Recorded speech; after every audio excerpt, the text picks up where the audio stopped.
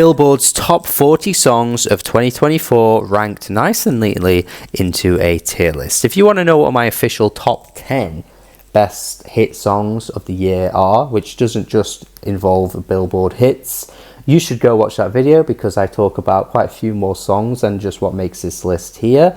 And my definition might be a bit looser for hit because I tend to look at stuff that charts. Doesn't have to be on the year-end list per se for me to include it on that type of video. But for this video, if you want to stick around for this one, I'm looking at the official 40 songs that Billboard basically considered to be the biggest sellers of the year. And it's an interesting selection. We have quite a vast array of different songs here, but it's a lot of familiar faces too, and I thought it'd be an interesting video to do because I've never actually done a video like this on the channel where I've looked at a specific year and just picked out Billboard's list and ranked them in a tier list. So if you do want to see me go back and do other years, I'm more than happy to do that if you like this video as well. But let's see how this one goes first and see what you think, and make sure you support the channel by, check out my Patreon if you're feeling really generous, sharing the video around, subscribing as well, all that good stuff. And click the link in the description to make your own tier list, share it with me on social media, and let's go. So I put these in alphabetical order. So A Bar Song is the first track here that I want to mention. I think I might have done a tier list before including this song. I think I did the number ones of the 2020s so far, where there was like 80 songs that I did in 2 videos, and A Bar Song was on there because it hit number 1 and was number 1 for like 19 weeks. Equaled that Old Town Road record, which is pretty insane. I thought that was going to be quite untouchable for some time, but clearly it wasn't as untouchable as I thought because A Bar Song managed to equal it. And I think I might have put it in B, but honestly, the more time's gone on, I'm thinking more of like a C. Like, I keep hearing this out and about, and it loses its appeal for me the more I'm hearing it. It's not been that big in the UK, but yeah, I still seem to be followed by it a little bit, which is odd. And yeah, the more I hear it, that chorus is fun. But yeah, I don't know. It's some solid recession pop. We just kind of throw all our inhibitions out the window when it's recession pop time and just play a song that's just about going to the bar, getting drunk, give me that Jack Daniels, and I'm just here to have a good time. But there's only so many times I can hear that and it not feel like I'm just feeling a bit forced. Like I'm being forced to have a good time. Akora Hills kind of crossed over from last year, but has made it into the top 40 this year and ranked pretty high. Again, for me, solid track. I thought the singles on the album were very much like clearly the best songs. But then the rest of the album for me just kind of had a lot of duds. While we're on the topic of it, I may as well just do the other single that came from that album and put it in the same tier, which I slightly prefer. In fact, I'll put it above A Bar Song. I'm not sure how I feel about using that Dionne Warwick sample, because it just feels wrong to use it, but I can't help but feel that it's really catchy, and I feel like I'm going against what I've been saying a lot recently with a lot of like chart songs just really botching classic samples. And yeah, this, you could argue, is doing that, and it's just such a classic song to use as well. It feels a bit wrong, but I kind of feel like Doja Cat did it to a decent level, so I can't really get too mad. Let's move on. A couple of country songs next. Got to mention Luke Combs, the Oklahoma track. Look, this track is chunky. It's like it is chunky, but like the vocal performance is just fine. The lyrics are really cliche. I don't know, I feel like Luke Combs is considered one of the good guys in country mainstream, or mainstream country is a better way to word that. And I just don't know if I fully see it. I'll skip along to put Fast Car in C, because the source material of Fast Car is like so good, it's hard to get it wrong, and yet he still doesn't really come close to it, but it's solid. Like the Fast Car, an iconic song that I would easily put in S tier. I think it's an amazing track, an amazing song about escapism, amazing song about really understanding what it's really like to be living that kind of like life of poverty and just wanting to kind of just to get away from it. and break through that glass ceiling. Amazing track, amazing vocal performance. So of course it's still got all of those like qualities to it, but it's just a fine cover that I will never listen to really in my own time. That's kind of where C is at for me. Like, C is solid, but for me personally, I'm not like rushing to go out of my way to hear it. And that artwork too, what are we doing? what is that? I was looking at it thinking that's got to be a fan-made photo or something, and it isn't. I checked Apple Music. It's actually the official cover on Fast Car. What are we doing there? I wish I knew. Dasher with Austin, the Bootsy Boots song. It's catchy, actually. It's all right. I'll put it at like C again, solid. I think this is going to be a very top-heavy C list. Well, top-heavy, mid-heavy. I mean, I don't want to call the songs mid. They're solid. They're decent. And D and F are like where it gets really weak for me, but. Yeah, like I think this is just going to be a lot of C songs for me for this, because it's catchy, it's cool. I don't really get a huge amount out of it. This is one of the most overhated songs of the year for me. Benson Boone's Beautiful Things. I maybe wouldn't put it that higher up than Bar Song actually, but yeah, I mean, I'm kind of okay with this song. I see a lot of hate for it. I see a lot of people saying it's really not good. I see a lot of people call it like one of the worst hit songs of the year. I am not mad at it. I don't think the lyrics are particularly too bad. I think he's overdoing it with the vocals though. I think he's going a bit too far. Like, really like sounds like he's like, I'm singing now. I'm going to sing for you. Yeah! Like, he's really going way friggin' over the top, but I don't mind it. I think when it kind of gets to that point where the guitar gets a little bit more dum, dum, dum, dum, dum, I think it's okay. I think it's alright. Again, am I going to go out my way to hear it? Really never, but that's kind of the ranking here. I think being above as well, I'm like, I'd listen to this in my own time. But yeah, for a hit song to sound like this, there isn't really much out there like that, so I'm not really mad at it. There were a few songs this year that kind of went against the grain, and we kind of started to see a bit more guitar back in pop music.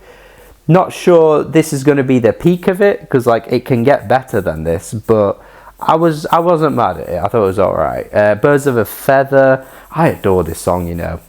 I don't think there's going to be too many S tier songs, but I feel like I'd be doing this song a little bit of a disservice if I don't put it in S tier, because I think especially like when you're looking at the list overall and like comparing it to other songs in the tier list, I feel like Birds of a Feather it is just one of the best songs by a margin, really. So it would feel wrong putting it lower, but I genuinely do think it's fantastic. Like, this is Billie at her peak. I feel like production wise we're starting to see Phineas kind of like neaten things up. The first album was a bit quirky, a bit oddball.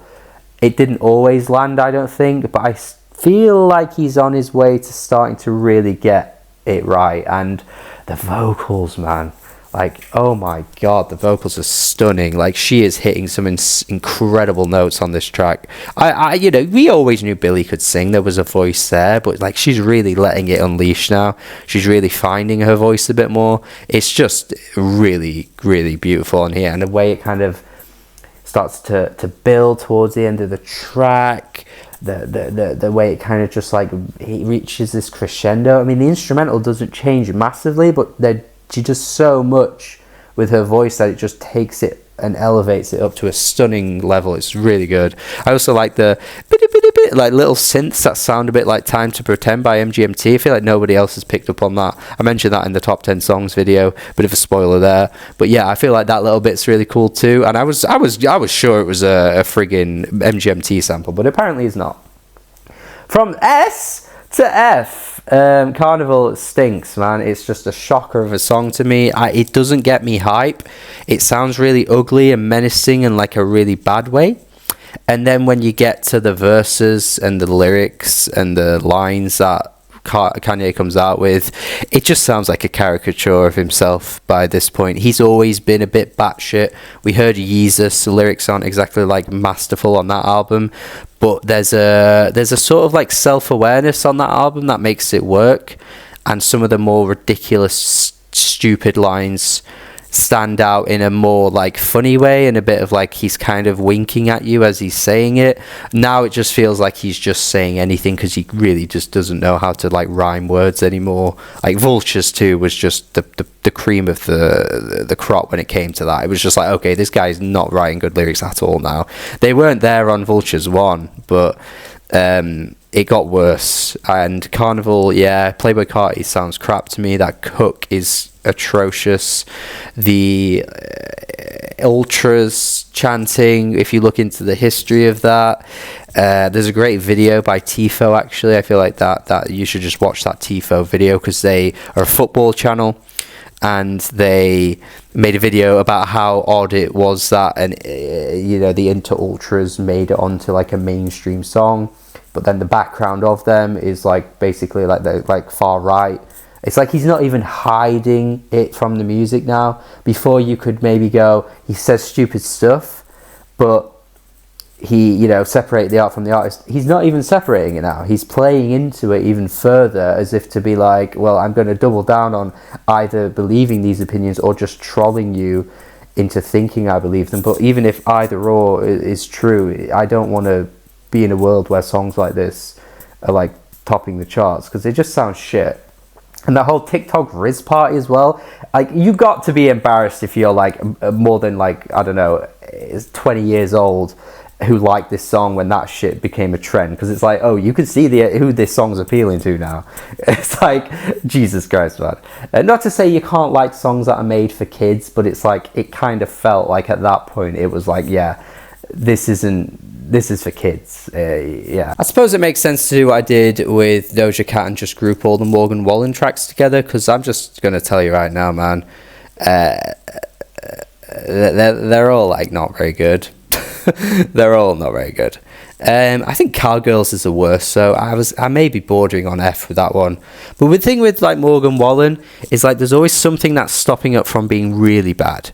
Like, it's average, it's mediocre, but like it's never quite at the level of being horrendous to me, in the same way that like a Florida Georgia Line was. He probably could get to that level, because it seems like he's not a million miles off it. But yeah, like, this is really weak mainstream country. It's kind of funny how so far all the mainstream country songs have like made it into D, apart from like 2 or whatever. But yeah, the D tier just seems to be country songs. But I don't know, man. Like, the mainstream world of country is a weird one, because it's got to be one of the most glaringly clear genres that gets worse as it gets more popular. And this is probably why people have such a negative perception of country, because they hear stuff like this, they hear this shit making it onto the charts, and it's like, yeah, no wonder you think country's bad when you hear fucking Morgan Wallen. Like, I'd hate it too if I thought that was the only thing I was exposed to. I'd think it was bad too. Luke Bryan, Florida Georgia Line, I'd be like, okay, yeah, country's crap. Of course it sounds crap when you hear this, but it gets so much better when you dig deeper. Like, Adeem the Artist had a good album this year, but didn't really get that much buzz. There's some good country, trust me, but unfortunately, it ain't landing on the hands of Morgan Wallen, I'll say that. Cruel Summer, actually, you know what? I'm happy to go with S. I adore this track. I think it's fantastic. I think it's one of the best Taylor songs. Spoiler for the top 10 Taylor songs video I did do, but I think it's fantastic. I think it's so pure, and it's so like likable in a way that's really hard to describe. But yeah, that synth line is fantastic. Chorus really flourishes. The bridge is fantastic too. Shout out to Taylor, because she can be great when it comes to bridges, to be fair to her. That's a phenomenal bridge. Just the way she kind of screams out those words. It's so good. Yeah, I absolutely love it. Even loved it back when it came out in 2019, but it having this weird like resurgence from the Eras tour has just made it absolutely massive, and is like one of her biggest songs now. It could be the definitive Taylor song, because it's landed on both of the 2023 and 2024 Billboard, and did the same for the UK one or two, I think. I think it landed on both years. So it is pretty massive. Could it be the definitive Taylor song? It might be. And if it is, how can you get mad? Yeah. Okay, Sabrina Carpenter with Espresso. I like Espresso. I think it's a bit silly. I think it's a bit, you know, tongue-in-cheek with its lyrics. I think some of them are pretty bad, but you can't really deny that instrumental. It's really summery. It's really vibey. It's a really nice song. It's really pretty. Sabrina kills it. Has a lot of personality. I think that's what helps with lines like "Switch it up like Nintendo." I think if you gave that to a country singer, and he said, like Morgan Wallen said, "Switch it up like Nintendo," I'd be throwing my headphones immediately off. But when you have a bit more character, when you go to the Kylie Minogue school of writing, and you've got a bit of personality, you can get away with some bad lyrics. And I think Sabrina is in that ballpark. And I think Espresso is a really good track. It is a really good track. Maybe not as good as some people have made it out to be this year. It is kind of like Say So regenerated. We didn't have that long between that song and this song, so that, to me, my brain still thinks of Say So when I hear this song. And Say So is a great song, which I would put above Espresso, to be honest with you. But yeah, if you're gonna have like a bunch of songs all sounding like Espresso, or Say So, whatever, I'm gonna still probably think they're good, because it's just an easy formula to get right. Feather. I'll keep it real with you guys. I was on the Feather train. I wasn't on the Feather train. I was on the Selena? I was on the Sabrina train a little bit before she got big. I'm just going to tell you right now. I'm going to be one of those guys. I heard this album last year, and it did come out in 2022. She had a lot of buzz, to be honest with you. She was kind of bubbling, and it ended up just kind of erupting in 2024. But yeah, this album was solid. This album is decent, actually, and probably is as good as the newest album from her, I would say, too. But yeah, Feather's not a massive highlight for me. Yeah, it's a solid track, though. But probably the only year where you have 2 songs with Feather in the title on the Billboard Hot 100, like the entire year end. I mean, how many songs with Feather get mainstream? That's probably a first. I guess we got to give these country songs a bit of company. Fortnite with Post Malone. Looks like no chemistry at all between them. I get that, like, they're friends in real life, and Taylor did promote the new Post Malone album on her Instagram, I think. Like, it was probably nice for them to get together and do this, because it's like not something they've done before. But it's just such a boring song, man. Like, it just has no pulse, energy, life. It's just dead. The depressing truth of it is, though, that it's probably one of the best songs on that album. So go figure, I suppose. Take that for what? Yeah, well, good luck, babe. Yeah, sensational stuff. Just classic synth pop, 80s driven stuff. Kind of reminds me of something like Hall & Oates would get down to. You know, it's got that kind of like classic vintage 80s sound. And Chappell Roan just kills it. Vocally, she's just absolutely tearing into this person, being like, how dare you pretend that you'll want to be with this man when you're thinking of me. It's a bit of a narcissistic song, but pop music in the 2020s is everything that is narcissistic and self-centered. But god damn, when it sounds this good, I do not care. And speaking of bridges, though, and I'm not talking about Phoebe, I'm talking about bridges, man. Wow, what a bridge this track has, with that Spark sample that randomly comes out of nowhere. Oh, so good, what a song. Again, classic 80s, pulling out a Sparks track and sampling it in your own track. What a baller move. Hopefully they got some nice money this year as well from this song, because this has been huge this year. Yeah, I absolutely love it. Great track. Chappell Roan getting the success that she really does deserve is lovely to see. Let's go with Greedy from Tate McRae. I can't really get mad at this, really. Yeah, it's probably a bit higher up. I don't know. I'm very much anti-Tate McRae, because I just don't think she's bringing enough to the table that separates her from really any previous pop star, honestly. Like, vocally, she's nasally and a bit raspy and a bit annoying to listen to.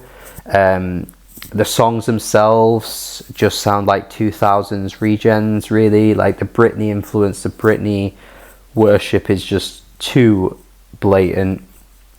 But I can't really deny that Greedy actually is kind of catchy. I think it has a Nelly Furtado sample too, if I remember rightly, which I can't really get mad at an Nelly Furtado sample either. So you know what? It's okay. It's the best you're gonna get with Tate from me, but I'm still not on board the train. And every time I do mention Tate McRae, someone's always jumping in to be like, "How can you hate on her? She's got everything. She's got star power. She's got amazing dance moves and everything like that. She gives it her all." And those things actually are probably true. Like, actually, the star power, I think, is there.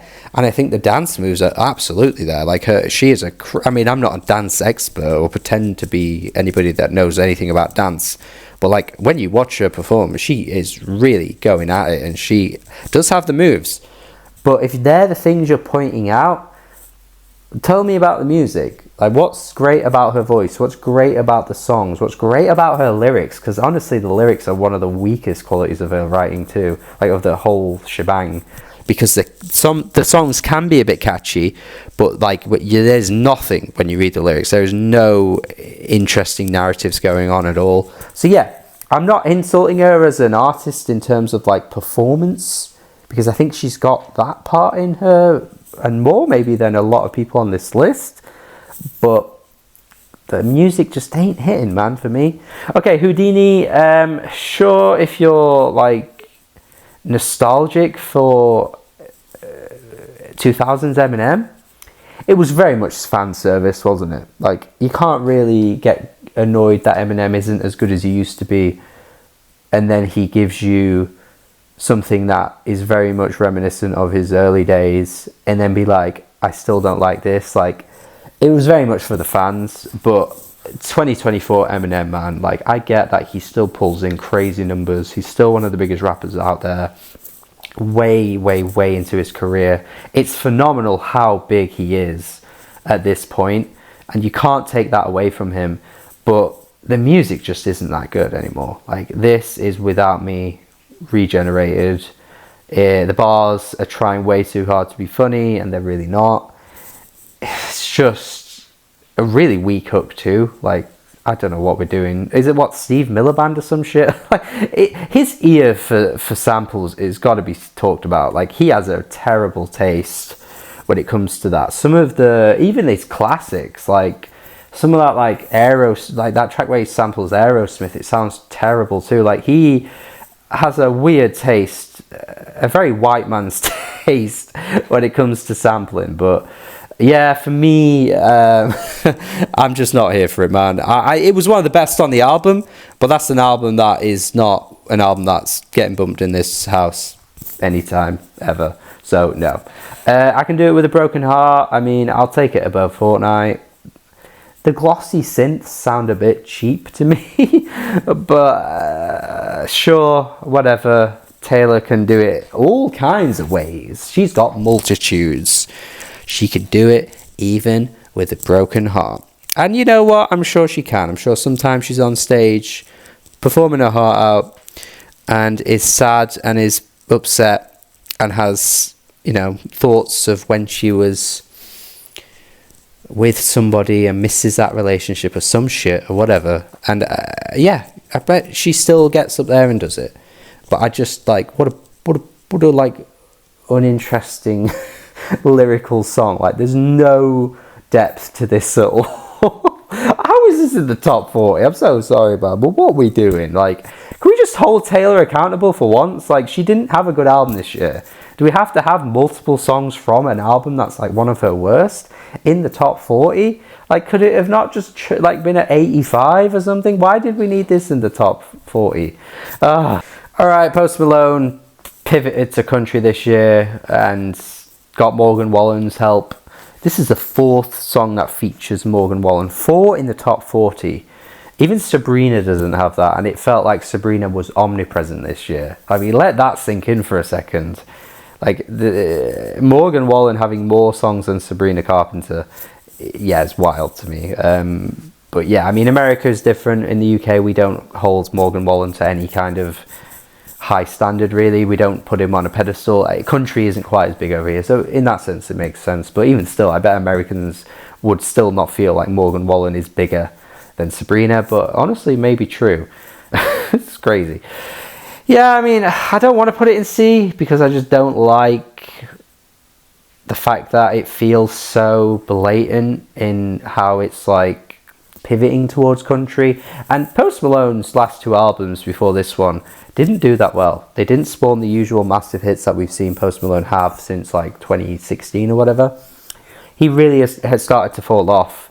And it just feels really blatant that once you start to fall off, what do? Let's just pretend I'm going to be a country star. And it worked. It's one of the biggest songs of the year. This was in the top 10 on Billboard for the year. It is one of the better tracks on the album. The album is really poor. This one is quite catchy. The album just feels like it's really very much mimicking like country. Like just, it sounds like somebody who's just listened to country recently and started to do it. But he kind of did it okay on this song, so I can't get mad. Again, though, not really going to be something I seek out, but I at least will think it's all right when I do hear it. But maybe in a few years, I don't know, man, when this song starts to fade, because I feel like it's not going to stick around in people's brains, maybe I'll be like thinking it's worse than this. I don't know, maybe I'm being a bit too generous at the moment, but it's okay. We've had worse this year, I'll say that. But yeah, I don't know, man. We're really not that far away from like Drake featuring Jelly Roll, are we? Like these rappers that just decide they want to do country or have a country singer on their song, it's just becoming so big now at the moment. And we're just not far away from Drake and Jelly Roll crossing, are we? I wouldn't be surprised if that happened.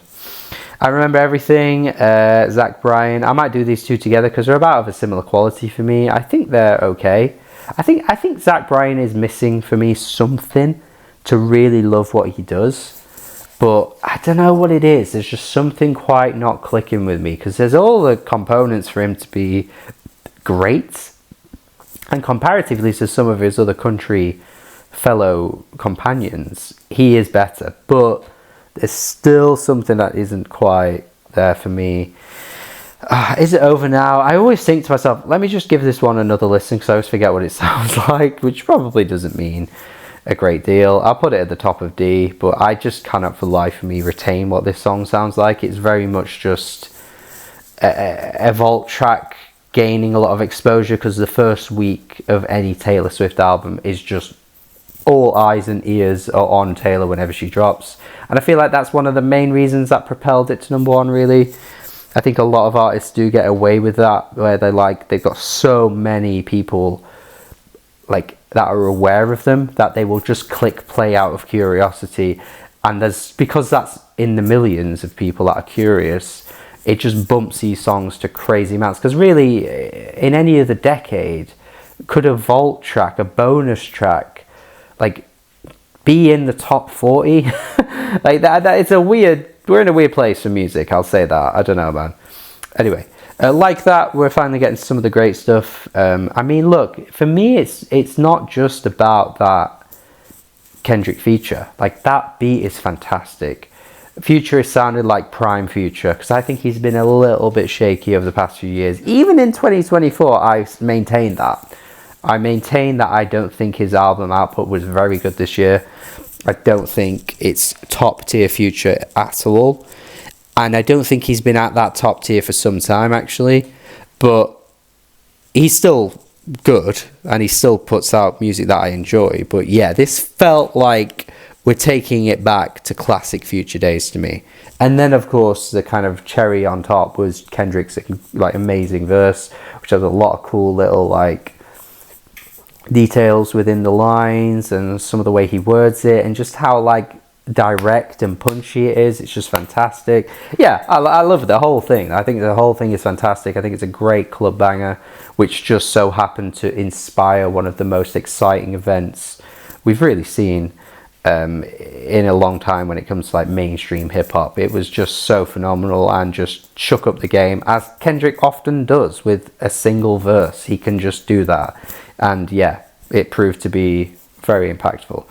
Lose Control. This was number one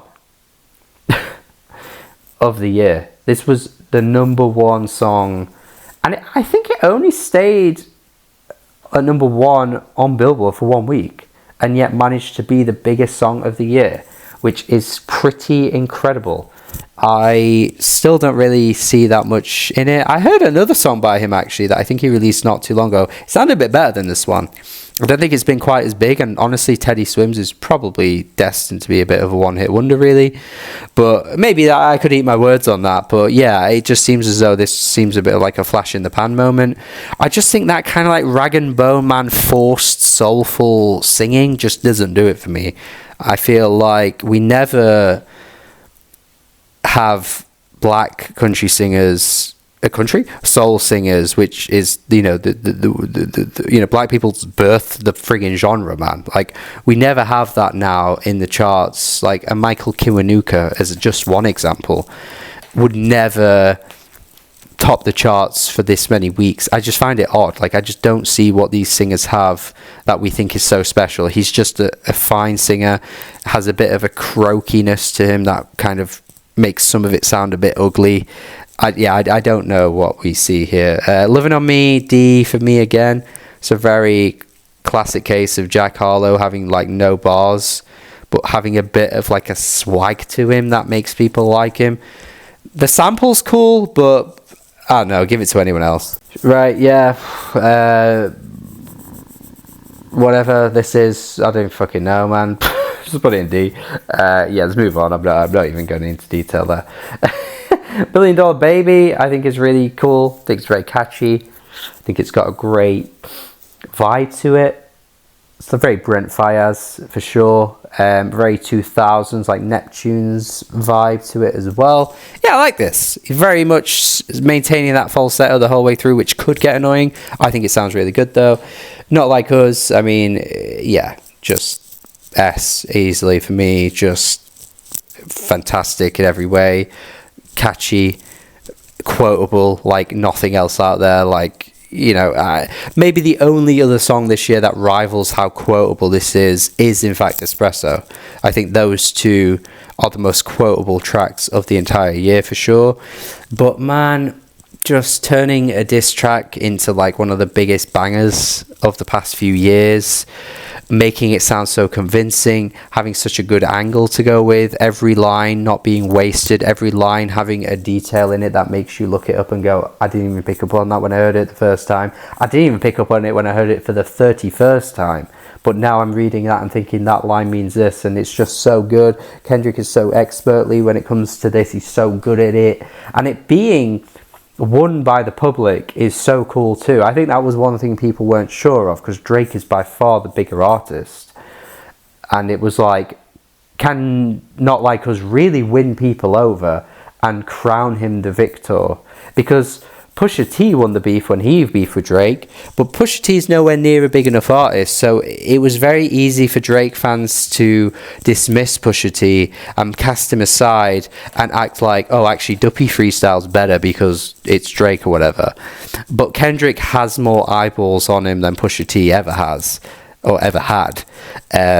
So yeah, I suppose we did underestimate Kendrick's power to do that. And it's that final verse for me that's really impactful, because that is the one what is really hard to deny, in the way that some of the other things that Kendrick says, if he's exaggerating, if there's any truth to any of what he said, really, we don't fully know, but it didn't really need that. It was just so funny and outlandish and enjoyable in that sense that it didn't matter. But that last verse where he calls him out for basically running to Atlanta whenever he needed a hit, there is truth to that, and he could have gone further with that too, because Drake's career has very much been dress up, cosplay, I'm going to do some dancehall, I'm going to put on a fake accent in this song and fake patois here and there, and I'm just going to take all the genres like they're Pokeballs. And that's the one where it's like, Drake can't deny that. He himself has always said he wanted to kind of be the jack of all trades, but by doing that it meant him like colonizing, or, you know, being a bit of a culture vulture and a cultural appropriator, and I don't think you can really deny that. Yeah, truly one of the best diss tracks ever. I've spoke about it too much at this point in other videos and elsewhere as well. You guys know how fantastic I think it is. It's so replayable too. It's so punchy. It's so fun. It's one of my most played Kendrick songs already. And it's only been out like, what, 6 to 7 months? So yeah, I think it's brilliant. It's as good as people say. I don't think it's overplayed. I don't think it's overhyped. I think it is just that good. and I think it will maintain that for a long time too. So yeah, please, please, please. I feel like not many people talk about how very sort of like Casey Musgraves this track is, and I did see an interesting comparison recently about it there being some kind of like Dolly Parton isms in the track, which I thought was an interesting one. So I get that, like she's kind of doing her own kind of country pop thing, a bit of a crossover there. It's all right, it's cool. Didn't really have that kind of like oomph to it that I was kind of hoping for. I think Taste has a bit more of an oomph to it. I think Juno is the best track on the album. That doesn't seem to be taking much, getting much mainstream traction at all, actually. So yeah, I like her a little bit more when she's kind of going for it a bit more. But yeah, please, please, please, please, please is solid. It's a solid track. I'm going to put these two tracks from SZA in A, which is Lonely Company at the moment because I didn't have any A's before that. But yeah, I think Snooze and Saturn are basically the peak of SZA's powers. She is just so good at those vocal melodies, those vocal runs as well. The production is just so exquisite on those tracks. I just find those songs to be super, super stunning, and I feel like it's where SZA is at her best and can really produce her best work when she's just really going in this kind of more dreamy R&B pop route. There's like a dreaminess, particularly to Saturn, that I really like. Yeah, I think it's really very like unique. And SZA is at the moment, she's a big name, but I feel like she's a bit disrespected. Like she actually is really up there with one of the best mainstream artists at the moment, and I feel like we're not including her. Maybe because she's a bit older. She's like Taylor Swift's age, I think, ish. So she's not like a Gen Zer in the same way that, you know, Billie is, or you know, an Olivia is. So maybe that's it. I don't know, but she is, yeah, got some fantastic tracks, and those are two of her best for me. Oh my god, Stick Season, man, where the hell did this come from? Why did we like roll back the years to like, honestly, I'm going F. Yeah, fuck it, man, I'm going F. It's Carnival might be worse, but fuck it, man, I can't cope with Stick Season. Season of the Sticks and suck your mum. Like, what are we doing? Oh, I can't stand that song. The vocals, they're and if you he's not even from where he sounds like he's singing. That's the worst bit as well. Like he's putting on a voice just for this song. Like he's not even from there. He's faking the whole thing, man. It's like, why did we roll back the years to get to like Mumford and Sons? And how did it become one of the biggest songs of the year? Like, I don't get it. We just do this every now and then. Like a song will just regenerate, and it sounds like a song that came out however many years ago. And it's like maybe people just forget, or they're not thinking about it anymore. But they're just I just don't get what trend this fits. I don't even get it, man. Texas Hold'em, I think, is a song that I'll put at B. The lowest of the B's, though. It's kind of like teetering. Because I don't think it was the best track off the album. I think Bodyguard should have been the big hit, really. But it felt a little bit like she was trying a bit too hard to, like, hey, hey, hey, country, country, hey, hey, hey. Whereas there's a bit more authenticity to the rest of the album. But the more I heard it in context with the album, I did kind of bop to it a bit. I found it fun. I still don't think it's a top-tier Beyonce song. I still don't think it's a top-tier song from the album. Even that one with Miley I thought was better, actually. But yeah, it's good. It's good. All right, Too Sweet. Just really don't like those lyrics, to be honest. I'll put it in D. It's not the worst of the Ds, but it's like got a great bass groove, and then you start hearing his voice. Is he a bit of like a bit of a sleazeball? Is Hosier actually a bit more of a sleazeball than we want to admit? Like, he seems like a nice guy, like the nice guy, but I don't know, some of those lyrics, man, just make him sound such like so up his own arse. I'm not here for it, man. I ain't here for it. Alright, let's do Wannabe, Glorilla and Megan. This song's weird to me because it's like, it just feels like we've heard this before. I just feel like we're sort of rehashing like mid 2010s rap. Like, this song has existed before, and I just feel like we're just not really moving on from that. And I think Glorilla actually has a bit of style to her, and I think Megan can be good too. I just don't think they bring their best here, really. It's just a bit of an odd song for me to be so high up on the year end, because like I remember paying really close attention to the charts in like 2015. There were rap songs that sounded like this back then. I just don't think it's enough to differentiate from anything we've heard before. I guess it's just like wearing the same clothes, but I don't know, changing your hair or something. I don't know. It's just like that. Like we're just changing a little bit of it, but the lyrics are still kind of basic and generic. The beat's still kind of whatever. The rapping isn't really that great. The hook's kind of weak too. Like, I don't know. It just feels a very forgettable song to me. I could be wrong, but I don't really know if this has much staying power in the long run. Tyler's Water, though, I think has real staying power, actually. And I'm going to put it at the highest of the B, because this was on my 2023 top 10 hit songs of the year list.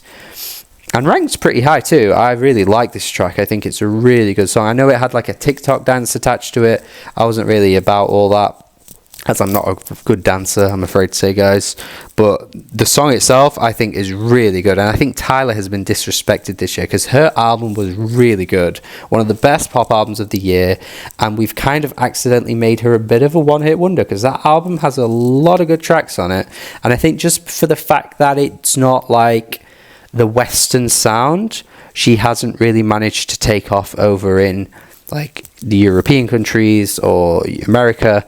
But no, I think she's got a lot of talent, and I think this track's really good. One of those rare cases as well where the pre-chorus is better than, or maybe the verses, it might be the verses, is better than the chorus. The chorus is good, but the leading up to the chorus, so good.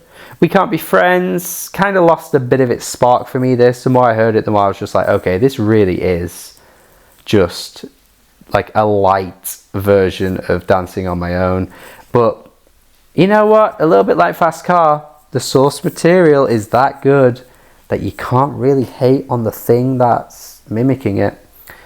And it's not a cover of Dancing on My Own, but it just sounds that much close to it to me. That it kind of feels like we've just heard it before and done better. I think Ariana is a really good artist at her best, but I don't know, I just felt like the album lacked a little bit of something for me. I didn't really feel like it had quite the pizzazz that I hoped it would. It was cool, but I don't know. And last one, we're going to finish on an F, I'm afraid. What even is this? The vocals are terrible. Jelly Roll, why are we making him a thing too? I don't know what we're doing. But whatever, man. Whatever. Sure, cool, I guess. I keep really close with music. I keep up to date, and I what even is this song? Like, what? Where was this popular? How is this in the top 40? I didn't see a single person mention it. Like, I just have to know.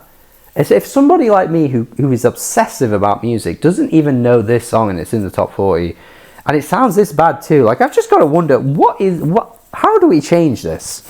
What do we need to do? And that is it from me. Thank you for watching as always. Hopefully you enjoyed the video. Hopefully you got something out of it. If you would like to rank your own top 40, make sure you do. Send it to me over on Twitter, Blue Sky I use now, Instagram, wherever you follow me. Send it me over on there. Share it around. Would love to see that. And let me know how you feel about my ranking. Do you think it's good? Do you think it's agreeable? Would there be anything that you would change? Were there any glaring mistakes? Do let me know. Overall, as you can see, it's pretty much of a mixed bag of a year with a few really great songs and a couple of really weak ones too. That's how I feel on it though, but love to see what you guys think. Do subscribe, check out my Patreon as well. Have a good day and goodbye.